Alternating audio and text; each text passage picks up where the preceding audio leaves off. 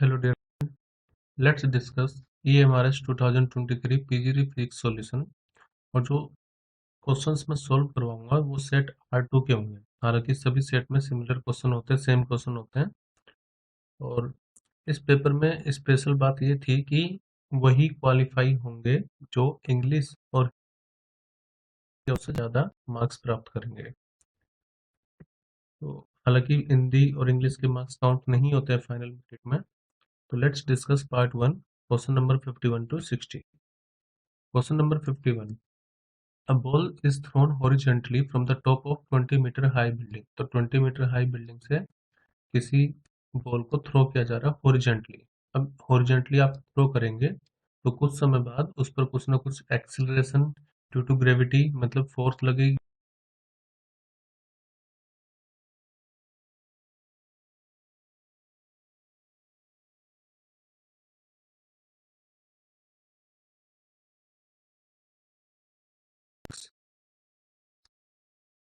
The ball strike the ground eight an angle of 45 degree. अब ये main point है क्योंकि इसी से पूरा क्वेश्चन हमें सॉल्व करना है। जब ये स्ट्राइक कर रही है तो ग्राउंड से ये 45 डिग्री का एंगल बना रही है, तो यहाँ पर ये 45 डिग्री का एंगल होगा। ठीक है। Taking the acceleration due to gravity g equal to 10, हमें बताना है कि उसकी the speed at which the ball was thrown. तो जो उसकी इनिशियल स्पीड है जिससे उसको फेंका गया है वो हमें फाइंड करना है। एक्चुअली ये क्वेश्चन प्रोजेक्टाइल मोशन से है। तो प्रोजेक्टाइल मोशन में जो हॉरिजॉन्टल वेलोसिटी होती है यानी कि एक्स डायरेक्शन वाली वेलोसिटी वो कांस्टेंट होती है, और जो वर्टिकल वेलोसिटी होती है वो वेरिएबल होती है। लेकिन इस क्वेश्चन में थोड़ी सी लैंग्वेज में थोड़ा डिफरेंस है। इसी क्वेश्चन को इस तरीके से भी पूछा जा सकता है। From the top of tower 20 metre high a ball is thrown horizontally if the line joining the point of projection to the point where it hits the ground। देखो इसमें बिल्कुल सही लैंग्वेज में क्वेश्चन पूछा है कि अगर line joining the point of projection, जैसे हमने यहाँ से प्रोजेक्ट किया तो ये हो गई लाइन जहाँ से प्रोजेक्ट कर रहे हैं। If the line joining the projection where it hits the ground makes an angle 45 degree, तो जो लाइन है ग्राउंड से 45 डिग्री एंगल पर है, तो हमें बताना है इनिशियल वेलोसिटी कितनी होगी। मतलब सिमिलर क्वेश्चन है, सेम क्वेश्चन कह सकते हैं हम इसको। तो इसी कंसेप्ट से मैं इसको फाइंड करूंगा। देखो ये है, हमें पता है 20 मीटर, और लेट वो डी डिस्टेंस आ गए, मतलब जो उसका ओरिजेंटल डिस्टेंस है लेट वो डी है। ये एंगल कितना हो गया 45 डिग्री। ये बॉल तो इस तरह से आएगी लेकिन एंगल हमें गिवन है 45 डिग्री ये वाला। ठीक है। तो ऐसे में जो टेन थीटा में पता है, टेन थीटा इक्वल टू क्या होता है परपेंडिकुलर अपॉन बेस। परपेंडिकुलर में मान लेते हैं ये क्या है हाइट, और ये क्या है डी, वो एच अपॉन डी के इक्वल होगा। अब एंगल कितना है 45 डिग्री, ये एच अपॉन डी। तो 1045 की वैल्यू 1 होती है तो डी इक्वल टू कितना हो जाएगा एच। अब हमें पता चल गया कि इसकी जो रेंज है वो भी कितनी होगी 20 मीटर। ठीक है। एक और चीज, जब ये बॉल ऊपर से नीचे आ रही होगी तो एच इक्वल टू हमें पता है हाफ जी टी स्क्वेयर के इक्वल होता है। कैसे हुआ मैं बताता हूँ। देखो हमें पता है S equal to U T plus half A T square होता है। तो हम यहाँ पर ये जो इक्वेशन यूज करेंगे वर्टिकल मोशन के लिए यूज करते हैं, क्योंकि उसी डायरेक्शन में एक्सेलरेशन है। हॉरिजॉन्टल डायरेक्शन में तो एक्सेलरेशन है भी नहीं। तो डिस्टेंस कितना हो जाएगा हाइट के इक्वल। इनिशियल वेलोसिटी वर्टिकल हमने कुछ दी नहीं थी, सीधे इसको हॉरिजॉन्टली फेंका था, तो ये हो जाएगी 0 प्लस हाफ एक्सेलरेशन जी के इक्वल टी स्क्वायर। तो यहाँ से मैं कह सकता हूँ टाइम की वैल्यू कितनी आ जाएगी 2 एच अपॉन में जी अंडर रूट। तो वैल्यू पुट करेंगे, एच की वैल्यू 20, जी की वैल्यू 10 ले लेते हैं, गिवन है। तो टी इक्वल टू कितना आ गया 4 या फिर 2 सेकेंड। अब आपने पढ़ा जो रेंज होता है ओरिजेंटल वेलोसिटी इनटू में टोटल टाइम ऑफ फ्लाइट, जो कि हमें गिवन है यहाँ पर 2 सेकेंड हो। तो रेंज कितनी है हाइट के इक्वल यानी कि 20 equal you x into time की वैल्यू 2। तो यू एक्स कितना आ जाएगा 20/2 यानी कि 10 मीटर। तो यहाँ पर ये 10 मीटर ऑप्शन 2 करेक्ट होगा। ध्यान रखना ये जो 45 मैंने लिया है इस कंसेप्ट के हिसाब से लिया, if the line joining the point of projection to the point, यानी कि यहाँ से यहाँ तक। क्वेश्चन नंबर 52 में बोला है which of the following is not possible या आर नॉट पॉसिबल, ये हमें तो जो इनकरेक्ट स्टेटमेंट है या जो पॉसिबल नहीं है वो हमें बताना है। स्टेटमेंट ए है N object having velocity towards north and acceleration towards south. क्या ऐसा हो सकता है कि वेलोसिटी तो नॉर्थ डायरेक्शन में है और एक्सीलरेशन साउथ डायरेक्शन में? तो मान लेता हूँ लेट मेरी स्क्रीन ये नॉर्थ है और यहाँ पर साउथ है। लेट हमने एक बॉल को ऊपर की तरफ थ्रो किया है। जब आप इसको ऊपर की तरफ थ्रो कर रहे होंगे तो इसकी जो वेलोसिटी की डायरेक्शन है वो तो रहेगी ऊपर, लेकिन एक्सेलरेशन ड्यू टू ग्रेविटी हमेशा नीचे की तरफ रहता है। तो इस कंसेप्ट से हम ये कह सकते हैं कि ये पॉसिबल है। अब चलते हैं पहले स्टेटमेंट सी पर। N object having zero velocity and non zero acceleration. आपने पढ़ा होगा कि जब कोई भी ऑब्जेक्ट आप उसको वर्टिकली ऊपर थ्रो कर रहे हो तो अपने हाईएस्ट पॉइंट पर जब ये रहता है तब इसकी वेलोसिटी होती है जीरो, और एक्सेलरेशन जो होता है वो जी के इक्वल ही होता है। इसको इक्वल टू जी लिख रहा हूँ। तो ये भी पॉसिबल है। Object having zero velocity and non zero acceleration की ऑब्जेक्ट की वेलोसिटी तो जीरो हो लेकिन नॉन जीरो एक्सेलरेशन हो, तो ये भी पॉसिबल है। अब point B, an object having zero velocity and variable acceleration. An object having uniform velocity and variable acceleration. देखो ये पॉसिबल नहीं, क्योंकि आपको पता है acceleration equal to D V upon D T होता है। अगर यूनिफॉर्म वेलोसिटी होगी तो इसका मतलब जो वेलोसिटी है वो कांस्टेंट है, और कांस्टेंट का डिफरेंशिएशन क्या होता है? जीरो। तो इसका मतलब एक्सेलरेशन भी कांस्टेंट होगा, लेकिन वेरिएबल नहीं कह सकते हम, इसलिए ये नॉट पॉसिबल होगा। तो इसमें करेक्ट स्टेटमेंट होगी ऑप्शन बी ओनली, सिर्फ ये नॉट पॉसिबल है। Question number 53, a lift is moving upward with uniform acceleration, the graph as shown. जब ग्राफ गिवन है, अगर लिफ्ट ऊपर जा रही है तो y वर्सेस t का ग्राफ यहाँ पर गिवन है, जो कि पैराबोलिक टाइप है। At an instant T1, a bolt released loose and drops from the ceiling. अब किसी इंस्टेंट पर कोई बोल्ट होगा वहां पर, तो वो नीचे की तरफ गिर रहा है, उसको लूज होकर के वो खुद से गिरा है। विच one of the following curves best represent the position with time. अब देखो जब ये बोल्ट यहाँ पर गिर रहा है तो उस पर एक्सेलरेशन ड्यू टू ग्रेविटी लग रही होगी, फोर्स लग रही होगी, एक्सेलरेशन होगा उसका एक्सेलरेशन ड्यू टू ग्रेविटी के इक्वल। ऐसे में आपने पढ़ी होगी equation S equal to U T plus half A T square. That initial velocity जब वो उससे हैंग है तब तो जीरो रहा होगा, तो जो डिस्प्लेसमेंट है वो कैसे वेरी करेगा? टी के स्क्वायर पर। तो आप इनमें से सिर्फ वो ग्राफ देख लो जिसमें जो कर्व है वो पैराबोलिक टाइप है, तो वो ऑप्शन टू करेक्ट होगा। क्वेश्चन नंबर 54, हमें ये गिवन है कि a प्लस बी का मैग्नीट्यूड a माइनस बी के मैग्नीट्यूड के इक्वल है, इज ट्रू व्हेन। ये कब होगा? तो देखो जब a प्लस बी का मैग्नीट्यूड a माइनस बी के इक्वल है, ये हमें गिवन है, तो ऐसा कब पॉसिबल है? अगर मैं स्टेटमेंट यहाँ पर बी को कंसिडर करूँ तो व्हेन आइदर ए और बी जीरो, तो लेट बी को अगर मैं जीरो मान लूँ तब तो ए इक्वल टू ए आ ही जाएगा, या अगर मैं बी को सॉरी अगर मैं ए को जीरो मान लूँ तो तब बी इक्वल टू बी आ जाएगा। इसका मतलब ये तो स्टेटमेंट ठीक है, मतलब ऑप्शन बी तो हमें लेना चाहिए। बाकी ए और सी के लिए चेक कर लेते हैं। देखो जब ये मैग्नीट्यूड है तो अगर मैं इसका दोनों तरफ स्क्वायर करूँ तो मैं इसको ऐसे लिख सकता हूँ, A plus B dot A plus B.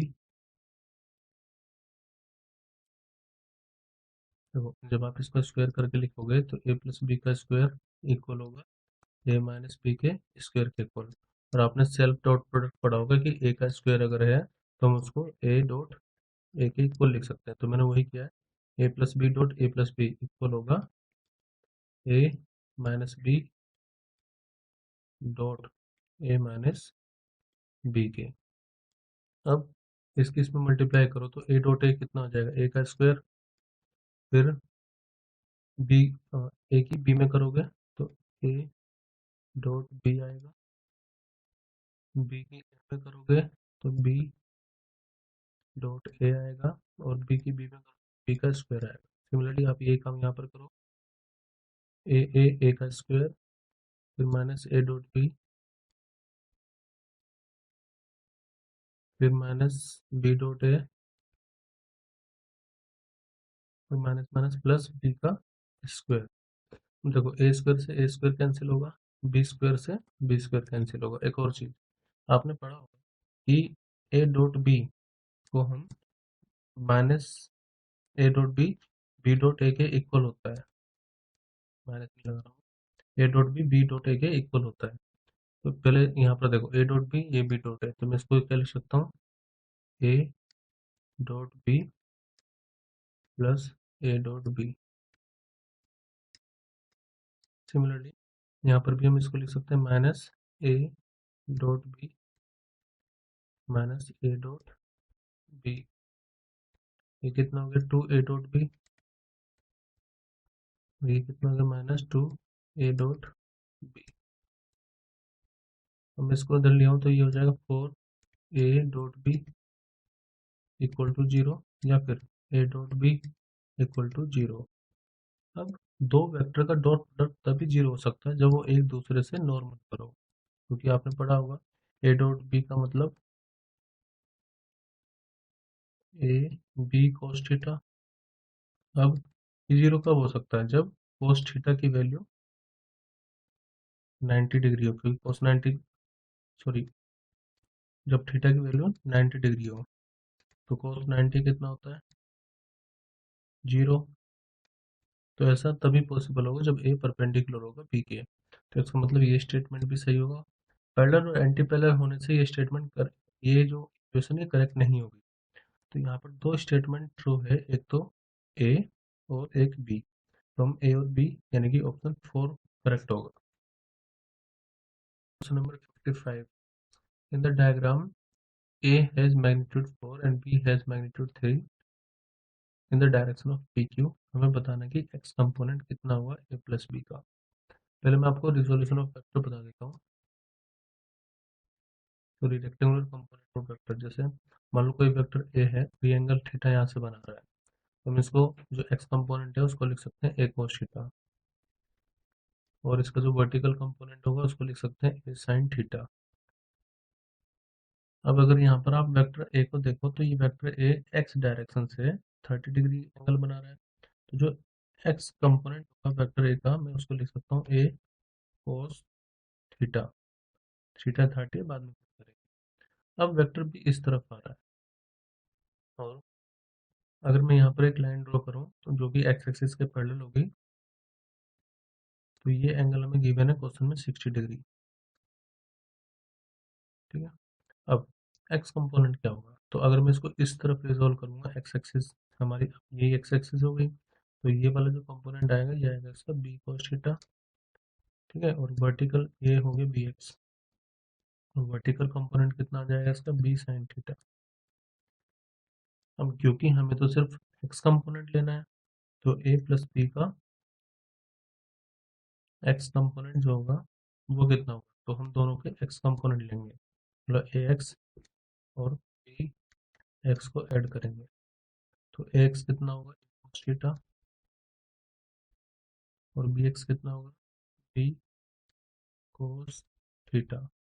लेकिन ये थीटा अलग है तो मैं इसको थीटा डैश बोल दे रहा हूँ, दैट ये 60 है। ठीक है। अब पहले पुट करते हैं, ए की मैग्नीट्यूड कितना 4, तो यहाँ पर 4 और cos 30 डिग्री चलेगा, इसके लिए हम 30 डिग्री लेंगे, प्लस बी का मैग्नीट्यूड गिवन है 3, और उसके लिए लेंगे एंगल 60 डिग्री cos 60। अब वैल्यू पुट करेंगे 4, cos 30 डिग्री की वैल्यू वही होती है जो साइन 60 डिग्री की होती है, मतलब √3/2 प्लस 3, cos 60 डिग्री मतलब साइन 30 डिग्री, जिसकी वैल्यू होती है 1/2। तो क्या हो गया 2√3 प्लस 1.5। इसको जब आप ऐड करोगे तो अप्रोक्सीमेटली 4.965 आए। अब इसको अप्रोक्स अगर हम करें अकॉर्डिंग टू गिवन ऑप्शन, तो ऑप्शन 4 करेक्ट होगा 5। तो सिर्फ हमने एक्स कंपोनेंट को ऐड किया है 4.9 या 5। Question number 56, calculate circular free way entrance and exit ramps on a basement car parking area are not bank to handle four wheeler moving at speed close to 20 kilometre per hour. To design a similar ramp 40 kilometre per hour, which one of the following should be considered. इस तरह से circular bank road है, तो उस पर पहले जो speed है वो है 20 km/h। लेट जब 20 km/h है तो उसका रेडियस रहा होगा r। अब अगर हम मैक्सिमम परमिसिबल स्पीड इसकी करना चाहते हैं 40 km/h, तो हमें रेडियस को भी चेंज करना पड़ेगा। ये r है और ये r डैश। तुमसे ये पूछा कि नया जो रेडियस होगा वो कितना होगा, कितना हमें बढ़ाना पड़ेगा। The radius of free way need to be 4 time या √2 टाइम्स या 2 times the radius of free way need to be half. चलिए देखते हैं। देखो ये जो स्पीड होती है मैक्सिमम परमिसिबल स्पीड, ये डायरेक्टली डिपेंड करती है, वी स्क्वायर एक्चुअली डिपेंड करता है आर पर, या फिर ये भी कह सकते हैं कि v1/v2 का जो स्क्वायर होगा वो r1/r2 पर डिपेंड करेगा। तो v1, लेट मैं इसको v1 कह रहा हूँ, यार पहले इसको v1 कह लेते हैं और इसको v2, वो कैसे भी आप कर सकते हैं। तो v1/v2 कितना आ जाएगा, 20/40 इक्वल टू ये r1 और ये r2। इसको r2 ही बोल देते हैं, इसको r1। हमें r2 निकालना है, कितना होगा इन टर्म्स ऑफ r1। तो ये हो जाएगा, इसका स्क्वायर करेंगे, ये 2, तो 1/4 आएगा इधर, r1/r2। तो r2 इक्वल टू कितना हो जाएगा, 4 टाइम्स ऑफ r1। तो इसका मतलब रेडियस हमें 4 गुना इंक्रीज करना पड़ेगा। इसका मतलब ऑप्शन 1 करेक्ट होगा। The radius of free way need to be made 4 times. Question number 57, an object subjected to a constant force given by, ये वेक्टर हमें गिवन है, force equal to 10 i cap plus 7 j cap minus 7 k cap newton. अब बोला गया है कि if it moves by distance 3 metre along the Y direction, यानी कि अगर मैं रेडियस वेक्टर r लिखूं तो 3 j कैप में, मतलब y में, तो वर्क डन कितना होगा। तो वर्क डन इक्वल टू होता है F dot S by constant force. Work done equal to होता है एफ डॉट एस। इसका मतलब हम डॉट प्रोडक्ट करेंगे इन दोनों की। अब आपको डॉट प्रोडक्ट पता होगा कि जब हम डॉट प्रोडक्ट करते हैं तो सेम कंपोनेंट की सेम कंपोनेंट में मल्टीप्लाई करते हैं, क्योंकि आई डॉट जे 0 हो जाता है, जे डॉट जे 1 होगा, तो 7 × 3। चलो मैं इसको ऐसे लिख देता हूँ पहले, 10 आई कैप प्लस 7 जे कैप माइनस 7 के कैप। इसका डॉट हमें करना है 3 जे कैप में, तो सिर्फ यही रहेगा 7 × 21, क्योंकि आई डॉट जे 0 और के डॉट जे भी 0 होता है। तो वर्क डन आएगा 21 newton metre. Option 4। Question number 58, consider the system of 4 block A B C D connected by light. मतलब ये हमें फिगर गिवन है और पूछा है कि टेंशन T2 कितनी होगी इन द स्ट्रिंग जो कि बी और सी के बीच में लग रही है। अब इसके लिए मैं न्यूटन्स का सेकंड लॉ अप्लाई करूंगा हर जगह पर, जिसके अकॉर्डिंग जो फोर्स होता है वो मास इनटू एक्सेलरेशन के इक्वल होगा। ठीक है, अगर एक्स डायरेक्शन में है तो एक्सेलरेशन भी एक्स डायरेक्शन में होगा, अगर फोर्स वाई डायरेक्शन में है तो एक्सेलरेशन भी वाई डायरेक्शन में होगा। तो नेट फोर्स को हम लिखते हैं ऐसे, F X plus F Y. ठीक है, इसके अलावा हमें हर एक ऑब्जेक्ट का फ्री बॉडी डायग्राम बनाना। तो स्टार्ट करते हैं। अब सबसे पहले इस ऑब्जेक्ट को कंसिडर करते हैं। यहाँ पर टेंशन T3 है, ये T2, ये T1। ठीक है, तो अगर मैं 6 किलोग्राम वाले ऑब्जेक्ट को कंसिडर करूँ तो इसका जो वेट होगा वो नीचे की तरफ होगा, कितना, 6g। मैं ज्यूम करके चल रहा हूँ, लेट ये सिस्टम ए एक्सेलरेशन से मूव कर रहा है। ये क्या है, एक्सेलरेशन।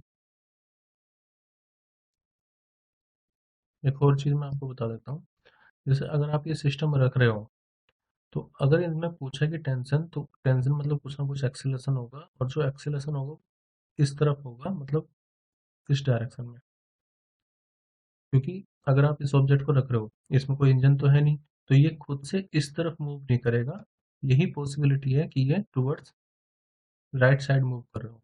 इस तरफ मूवमेंट करने का मतलब वो तभी मूव कर पाएगा जब उसमें कुछ ना कुछ एक्सटर्नल एनर्जी काम कर रही होगी, एक्सटर्नल फैक्टर काम कर रहा होगा। तो एक ही पॉसिबिलिटी है कि सिर्फ इस तरफ नीचे जाएगा, ये ऑब्जेक्ट नीचे जाएगा और ये टुवर्ड्स राइट मूव करेगा। अब यहाँ पर वेट इक्वल टू कितना होगा, 6g। लेट टेंशन T3 है, अपवर्ड अपवर्ड की तरफ होगी। तो यहाँ पर मैं यही फॉर्मूला लगाता हूँ। यहाँ पर हमें क्योंकि वर्टिकल फोर्स है तो F Y equal to M A Y के इक्वल होगा। तो मास इंटू एक्सेलरेशन, एक्सेलरेशन सबका एक ही रहेगा, वो ए मैंने मान लिया है। तो मास इंटू एक्सेलरेशन एम में इक्वल होगा नेट फोर्स के। नेट फोर्स मतलब देखो वेट नीचे है, टेंशन T3 ऊपर है, तो मैं लिखूंगा इसको 6g माइनस T3 के इक्वल। ठीक है, एक इक्वेशन हमारी ये हो गई। यहाँ पर m की वैल्यू पुट कर देते हैं, m कितना है 6, तो m की जगह पर 6 इक्वल टू कितना आ जाएगा 6g माइनस T3। चलते हैं ऑब्जेक्ट सी पर। तो जो मास सी है, आप उसको देखो, उस पर T3 इस तरफ लग रही होगी, लेकिन इस पर T2 इस तरफ लगेगी। मैं ऑब्जेक्ट सी को कंसिडर कर रहा हूँ जिसका मास है 4। तो यहाँ पर इसका जो नेट फोर्स होगी मास इंटू एक्सेलरेशन के इक्वल होगी। तो मास कितना है 4 इंटू एक्सेलरेशन कितना है ए, तो ये बराबर होगी नेट फोर्स के। नेट फोर्स मतलब T3 इस तरफ लग रही है ज़्यादा होगी, तो मैं T3 में से T2 माइनस करूंगा। तो मैं ये कंसिडर करके चल रहा हूँ कि ये सिस्टम टुवर्ड्स राइट मूव कर रहा है। तो 4 equal to T3 minus T2, ये होगी मेरी इक्वेशन 2। अब ऑब्जेक्ट ले लेते हैं बी, मास बी। तो इसका मास कितना है 2 किलोग्राम। इस पर T2 इस तरफ लगेगी और T1 इस तरफ। ठीक है, क्योंकि जब ये मूव कर रहा है तो T2 इस तरफ और T1। अब इसको कैसे लिखेंगे, मास इंटू एक्सेलरेशन मतलब 2 into A equal to net force T2 minus T1। देखो ये जो T2 माइनस T1 लिखा है ये भी हॉरिजॉन्टल डायरेक्शन मतलब एक्स एक्सिस में, तो जो 2a होगा वो भी एक्स एक्सिस में होगा। तो इसमें मैं mg को कंसिडर नहीं कर रहा हूँ, क्योंकि mg नीचे की तरफ होगी और उसको नॉर्मल रिएक्शन बैलेंस कर लेगा। तो 2a इक्वल टू कितना होगा T2 माइनस T1। मैंने यहाँ पर इनमें ऑब्जेक्ट सी में बी में, और जब मैं ऑप्शन सॉरी ऑब्जेक्ट ए को कंसिडर करूंगा तो उसमें मैं वर्टिकल फोर्स को कंसिडर नहीं करूंगा, because it will be balanced. तो 2a equal to T2 minus T1 हो गया। अब ऑब्जेक्ट ए को लेके लेके चलते हैं, ये हो गई मेरी इक्वेशन लेट 3। ऑब्जेक्ट ए, अब ऑब्जेक्ट ए में इस तरफ तो कोई फोर्स नहीं लग रही है, इसी तरफ एक फोर्स लग रही है जो कि टेंशन T1 के इक्वल होगी। ठीक है, इसका मास कितना है 6 kg। तो यहाँ पर मैं क्या लिखूंगा, तो इसका मास इंटू एक्सेलरेशन होगा, मतलब 6 इंटू ए, वो T1 के ही इक्वल होगा। तो एक हो गई मेरी इक्वेशन लेट ये 4। देखो, जब हमें पता है 6 इक्वल टू T1 है, तो मैं T1 की वैल्यू यहाँ पर पुट कर देता हूँ। तो लेट अब सब्स्टिट्यूशन का काम स्टार्ट करते हैं। Put value of T1 equal to 6 है इन इक्वेशन 3। तो 2a इक्वल टू कितना है T2 माइनस T1। देखो T1 की वैल्यू कितनी होगी 6 है, तो यहाँ से हम कह सकते हैं T2 की वैल्यू कितनी आ जाएगी, ये इस तरफ जाएगा तो 8 है। तो T2 की वैल्यू ए के टर्म में मुझे पता चल गई है। अब T2 की वैल्यू मैं कहाँ पुट करूंगा, इक्वेशन 2 में। Put value of T2 in equation 2। तो 4a इक्वल किसके है T3 माइनस T2। तो T2 है 8 है, तो यहाँ से T3 इक्वल टू कितना आ जाएगा, 8 और 4 12 है। अब T3 की वैल्यू पता चल गई, तो T3 की वैल्यू यहाँ पे पुट कर देते हैं इक्वेशन 1 में। तो put value of T3 in equation 1। तो ये हो जाए 6a equal to 6g minus T3। तो T3 कितना है 12 है, तो यहाँ से हम एक्सेलरेशन फाइंड कर पाएंगे। तो एक्सेलरेशन इक्वल टू कितना होगा, देखो इसको इस तरफ ले जाएं तो ये 18a हो जाएगा। 18a इक्वल टू 6g, या फिर a इक्वल टू कितना आ जाएगा 6 अपॉन में 18g, या फिर इसको मैं ऊपर लिख देता हूँ यहाँ पर, एक्सेलरेशन कितना आ गया g अपॉन में 3। तो इस एक्सेलरेशन से ऑब्जेक्ट मूव करेगा g/3 से। हमें क्या निकालना है T2। T2 इक्वल टू कितना है 8 है, तो T2 इक्वल टू 8 इंटू में a, यानी कि g/3। ये आ जाएगा T2 अपॉन में 8g, मतलब g की वैल्यू 10 है अपॉन में 3। तो T2 आएगा 80 अपॉन में 3, जो कि 26.66 के इक्वल होगा। ठीक है, अगर मैं T3 निकालूं तो T3 होगा 12 a के इक्वल। तो 12 इंटू ए की वैल्यू g/3, ये g है, तो ये हो जाएगा 20 या 12 इंटू 10/3 ये हो गया 3 चौक 12। तो T3 की वैल्यू आ जाएगी 40 न्यूटन। लेकिन क्योंकि ऑप्शन यहाँ पर T2 पूछा गया है तो T2 की वैल्यू इसमें से किसी ऑप्शन में मैच नहीं हो रही है। हाँ, मैं ये कह सकता हूँ T3 की वैल्यू 40 न्यूटन होगी। अगर आपको किसी को भी इसके अलावा कोई सॉल्यूशन पता है तो मुझे जो टेलीग्राम चैनल है उस पर जरूर भेजें। We will discuss this question. Question number 59। An object moving at uniform velocity in itself frame must have. देखो पहले मैं बता देता हूँ इनर्शियल फ्रेम कहते किससे हैं।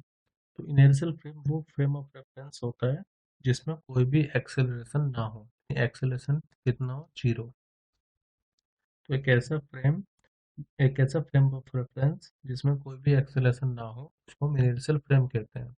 जब एक्सेलरेशन ही जीरो हो गया तो force equal to mass into acceleration होता है। तो फोर्स भी कितनी हो जाएगी? जीरो। इसका मतलब ये है कि उस पर कोई नेट फोर्स भी नहीं लगेगी। तो इसमें करेक्ट ऑप्शन होगा have zero net force acting on it, यानी कि option 4। Question number 60। The uniform motion of an object along a circular path is a direct consequence of, यानी कि आपने पढ़ा होगा कोई भी ऑब्जेक्ट मूव कर रहा है अगर यूनिफॉर्म सर्कुलर मतलब सर्कुलर मोशन में, तो यूनिफॉर्म सर्कुलर मोशन इसे हम क्यों कहते हैं? क्योंकि इसमें जो स्पीड होती है वो कांस्टेंट होती है। हालांकि वेलोसिटी मैं इसको पहले लिख सकता हूँ, ये स्पीड है तो स्पीड कांस्टेंट होगी। हालांकि उसकी जो वेलोसिटी है वो वेरी करती है क्योंकि डायरेक्शन अलग अलग इंस्टेंट पर अलग अलग होगी। ठीक है। इसके अलावा इसमें जो एक्सेलरेशन होता है वो सेंटर की तरफ होता है जिसको हम सेंट्रीपिटल एक्सेलरेशन कहते हैं। और ये हमेशा सेंटर की तरफ होगा। तो ए सी जिसकी वैल्यू होती है V² फॉर्मूला, तो ये हमेशा टुवर्ड्स सेंटर होता है। ठीक है। तो यूनिफॉर्म सर्कुलर मोशन किसका कंसिक्वेंस है? डायरेक्टली किसका कंसिक्वेंस है वो हमें बताना है। तो ये कंसिक्वेंस है acceleration always directed toward the same point, और इसी को हम सेंट्रीपिटल एक्सेलरेशन भी कहते हैं। तो ऑप्शन बी यानी कि ऑप्शन 4 सही यहाँ पर होगा। स्टेटमेंट बी करेक्ट होगी सिर्फ। तो जब हम यूनिफॉर्म मोशन पढ़ते हैं समझते हैं इसका, तो ना तो यहाँ पर कंजर्वेशन ऑफ एनर्जी की बात करते हैं ना यहाँ पर न्यूटन थर्ड लॉ की हम बात कर रहे हैं। तो सिर्फ जो जो डिस्कस हमने किया है मतलब एक्सेलरेशन टुवर्ड सेंटर होगा, वेलोसिटी वेरिएबल हो गई, स्पीड कांस्टेंट हो गई, तो ये सब चीजें होती है यूनिफॉर्म सर्कुलर मोशन में, जिसकी वजह से ऑप्शन बी सिर्फ करेक्ट होगा।